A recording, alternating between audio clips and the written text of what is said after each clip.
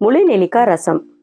2 தக்காளி, 2 முழு நெல்லிக்காய் அலசி எடுத்துடலாம். நெல்லிக்காவை இந்த மாதிரி கட் பண்ணி சேர்த்து தக்காளியும் நெல்லிக்காயும் முழுக்களவுக்கு தண்ணி சேர்த்து மசிக்கிற அளவுக்கு மூடி வேக விட்டுடலாம். வெந்திரிச்சு ஆற விட்டுடலாம். 1 டீஸ்பூன் ஜீரகம், 2 டீஸ்பூன் மிளகு, 2 வரமிளகாய், ஒரு 10 பூண்டு பல், கொஞ்சமாக கருவேப்பிலை மிக்சியில் அரைச்சி எடுத்துடலாம். நல்லா மசிச்சிடலாம். நெல்லிக்காயோட விதையும் தக்காளி தோலை எடுத்துடலாம். கொஞ்சமாக கொத்தமல்லியில் சேர்த்து அதே நல்லா மசித்து வேணுங்கிற அளவு தண்ணி சேர்த்துடலாம். தாளிக்க எண்ணெய், கடவுள் பருப்பு 1/2 டீஸ்பூன், 2 வரமிளகாய், தட்டிய சின்ன வெங்காயம் ஒரு 10, கருவேப்பிலை, கொஞ்சமாக மஞ்சத்தூள் நல்லா வதக்கிடலாம். வதங்கிருச்சு அரைத்தது சேர்த்து நல்லா மிக்ஸ் பண்ணி பெருங்காயம் சேர்த்துடலாம்.